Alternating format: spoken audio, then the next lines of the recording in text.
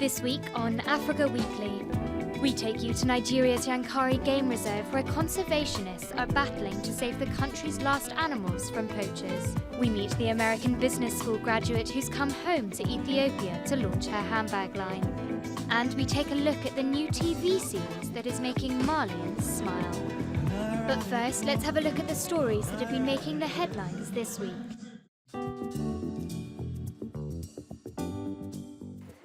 South African President Jacob Zuma survived a vote of no confidence on Tuesday, despite the country's top court ruling that he'd violated the constitution. A day after the ruling, the president apologized on national television for using public funds to renovate his home. The money went towards building an amphitheater and a new swimming pool. The matter has caused a lot of frustration and confusion, for which I apologize on my behalf and on behalf of government. The International Criminal Court has thrown out charges against Kenya's deputy president because of a lack of evidence. The ICC did leave the door open for a trial in the future, choosing not to acquit William Ruto completely. The deputy president was facing charges of crimes against humanity for his alleged role in the violence that followed the 2007 election, in which over 1,000 people died. Mr. Ruto denies all charges of persecution, murder, and deportation. Thousands fled their homes in Congo's capital city as fresh fighting erupted this week following President Sassou Nguesso's re-election. Streams of people left Brazzaville because of violence in southern parts of the city. At least 17 people were killed in what the government is calling a terror attack. 3 soldiers are being tried in the Democratic Republic of the Congo for sexual abuse. The abuse is alleged to have taken place while they served a United Nations peacekeeping mission in the Central African Republic 2 years ago. The Congolese men, who attended a hearing on Monday, deny charges of attempted rape and disobeying orders. It marks the beginning of legal proceedings for a scandal that has rocked the United Nations. The UN say that they have uncovered over 100 cases in which underage girls have been sexually exploited by foreign troops.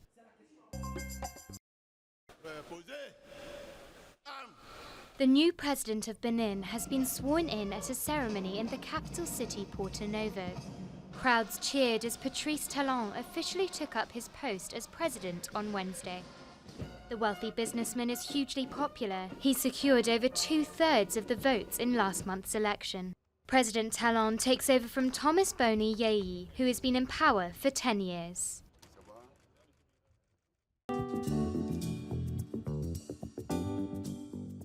Yankari is Nigeria's largest nature reserve and the only place in the country you can find elephants, but it's under threat.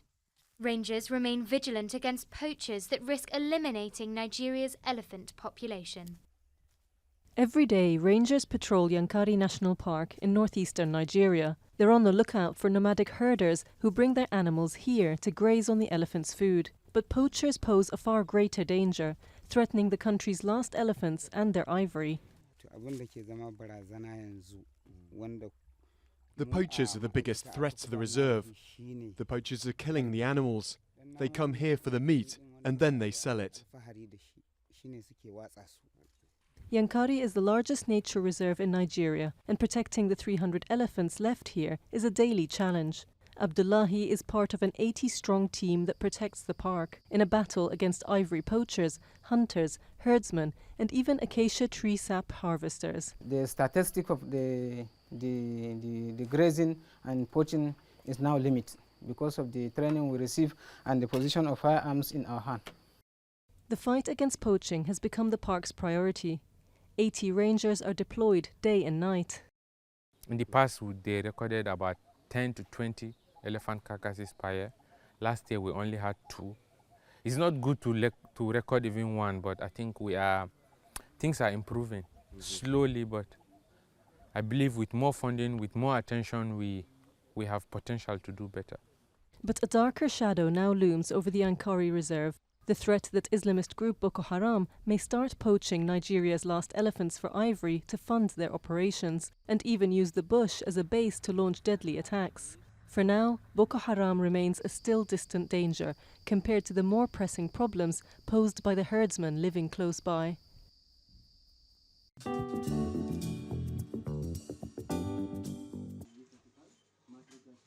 Abai Schultz grew up in an orphanage in northeast Ethiopia.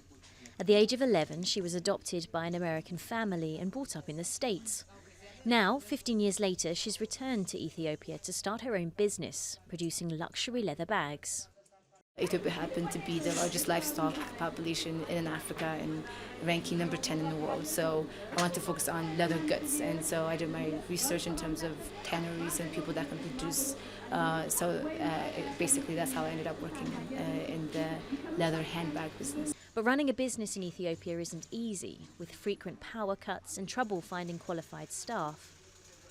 For those employed here, though, this 26-year-old is a model boss. She's very creative, and at the same time, she manages to sort out problems very quickly. She's taught me to think differently, and thanks to her, I've learned a lot.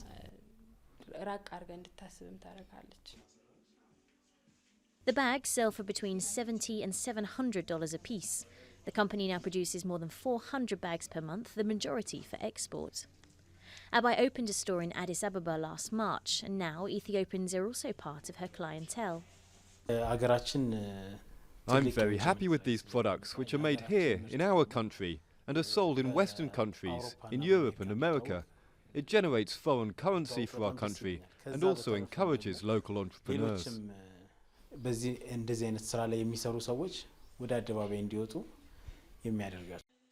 In a country where salaries are as low as $40 a month, these bags are out of the reach of most Ethiopians. But the IMF now classifies Ethiopia as one of the 5 most dynamic economies in the world, giving hope to entrepreneurs like Abai that the luxury sector will soon be in the bag.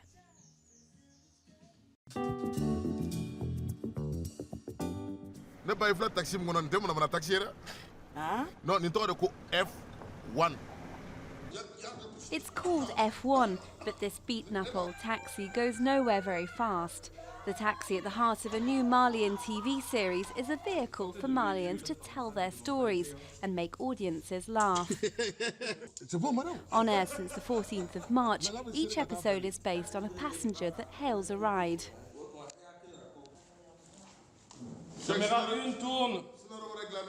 Nos personnages sont très caricaturaux. Our characters have lots of personality, but at the same time we see all of Bamako society, the rich, the poor, the villagers, the storytellers. Everyone gets into the taxi of our F1 hero.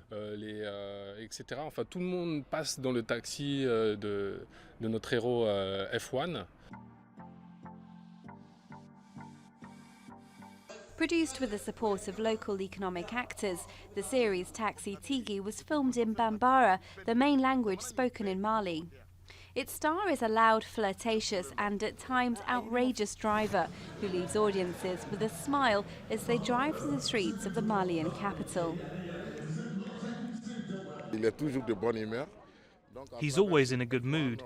In the F1 he recounts what's going on, everything that's happening in society. It's all found in the taxi.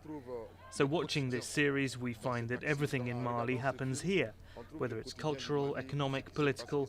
We talk about everything.